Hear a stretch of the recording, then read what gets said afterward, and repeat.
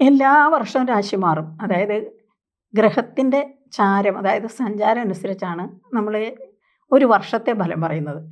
ജാതകം നോക്കി പറയുന്ന ഒരു ഫലം വേറെ, ഒരു വർഷഫലം പറയുന്ന ഒരു വേറെ.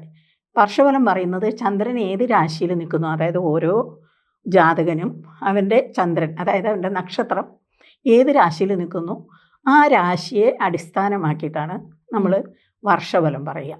അത് നമുക്ക് വ്യക്തിയുടെ മാത്രമല്ല, വസ്തുവിൻ്റെ പറയാം, പ്രകൃതിയുടെ പറയാം, എല്ലാത്തിൻ്റെയും, അതായത് ചരാചര വസ്തുക്കളുടെ എല്ലാ വസ്തുക്കളെ പറ്റിയുള്ള വർഷഫലം നമുക്ക് പറയാൻ പറ്റും. അങ്ങനെയാണല്ലോ നമ്മൾ ഈ ഭൂകമ്പവും മറ്റുള്ള കാര്യങ്ങളും ഒക്കെ മുൻകൂട്ടി പ്രവചിക്കുന്നത്. അപ്പോൾ എല്ലാത്തിൻ്റെയും ഫലം പറയാൻ പറ്റും. വൃഷ്ടി അധികമുണ്ടോ, അതായത് മഴ അധികരിക്കുമോ, വേനൽ കൂടുമോ, കടുക്കുമോ, ഇതൊക്കെ നമുക്ക് വർഷഫലത്തിൽ കൂടെയാണ് പറയുന്നത്.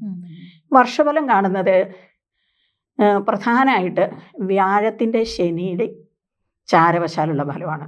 കാരണം വ്യാഴം ഒരു വർഷത്തോളം ഒരു രാശിയിൽ നിൽക്കുന്നു, ശനിയാണെങ്കിൽ 2.5 വർഷത്തോളം ഒരു രാശിയിൽ നിൽക്കുന്നു. അവരുടെ ചലനം വളരെ മന്ദഗതിയിലാണ്. ഏറ്റവും അകന്ന് നിൽക്കുന്ന ഗ്രഹമായതുകൊണ്ട് ശനി വളരെ പതുക്കെയാണ്, മെല്ലെയാണ് നടക്കുന്നത്. അതുകൊണ്ട് അദ്ദേഹത്തിന് മന്ദൻ എന്ന് പേരുണ്ട്, ശനിക്ക് മന്ദൻ എന്ന് പേര് കൊടുക്കും. അപ്പോൾ ശനിയുടെ ഫലവും വ്യാഴത്തിൻ്റെ ഫലവും നോക്കിയിട്ടാണ് നമ്മൾ പ്രധാനമായിട്ട് ചാരഫലം നോക്കുന്നത്. ചന്ദ്രനാണെങ്കിൽ 2.25 ദിവസം കൊണ്ട് ഒരു രാശിയിൽ നിന്ന് വേറെ രാശിയിലേക്ക് മാറും.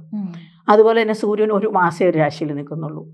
മറ്റ് ഗ്രഹങ്ങൾ 15, 20, 25, 40, 45 ദിവസം കൊണ്ടൊക്കെ മറ്റുള്ള ഗ്രഹങ്ങളൊക്കെ മാറും.